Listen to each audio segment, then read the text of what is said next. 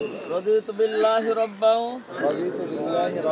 وبالإسلام دينا وبمحمد صلى الله عليه وسلم نبيا ورسولا اللهم اغفره اللهم ارحمه اللهم اغفره اللهم ارحمه أشهد أن لا إله إلا الله وحده لا شريك له وأشهد أن محمدا عبده ورسوله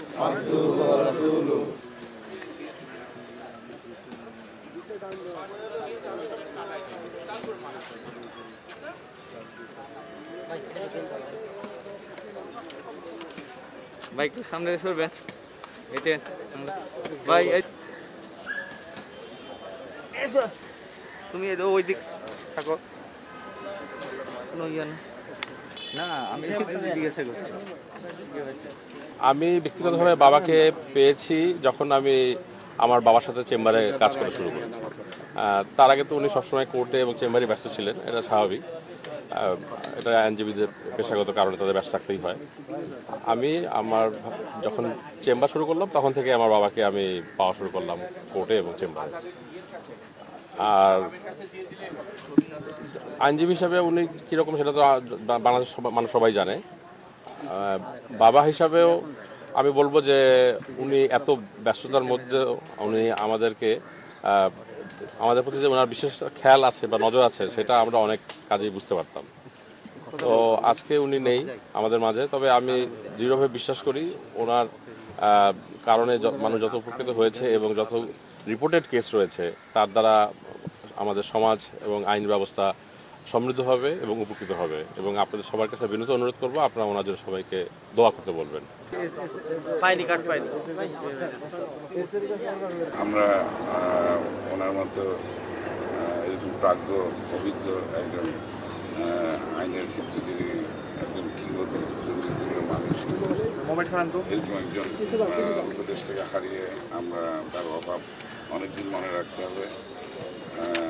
শূন্যতা সবসময় পূরণ হয়ে যায়, কিন্তু আসলে ওনার মতো এই দেশের যে সংস্কার অবস্থা চলছে সে সব ক্ষেত্রে সংস্কার চলমান রয়েছে। এই অবস্থায় তার অত্যন্ত প্রয়োজন ছিল।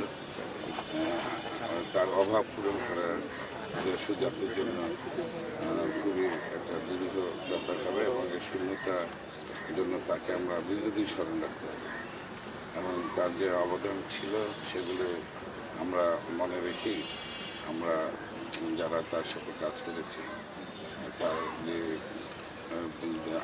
যে আলো উনি দেখিয়েছেন আমরা সে আলোকে সামনে রেখে সেটা সামনের দিনে পথ চলবে ইনশাআল্লাহ। একজন মানুষের আকস্মিক বিদায় যে কতটা ঘটনাবহুল হতে পারে। আগের দিন বৃহস্পতিবার দিন স্যার প্রায় 7:30 পর্যন্ত আমাদের মন্ত্রণালয়ে মিটিং করেছেন এবং যখন আমি বারবার স্যারকে বলছিলাম যে স্যার সময় হয়ে গেছে, এবার আপনি স্যার বাসায় যে একটু রেস্ট করতে পারেন, কিন্তু কোনোভাবেই স্যার শুনেননি। সেই দিনও স্যার বেশ অনেকগুলো সিদ্ধান্ত দিয়ে গেছেন এবং এরই মধ্যে মাগরিব স্যার অত্যন্ত ধর্মপরায়ণ ছিলেন। আপনারা জানেন যে স্যার এই মিটিংয়ের মাঝখানে যখন মাগরিবের আজান দিল স্যার তখন নামাজ পড়ে এসে আবার মিটিংয়ে যোগদান করলেন।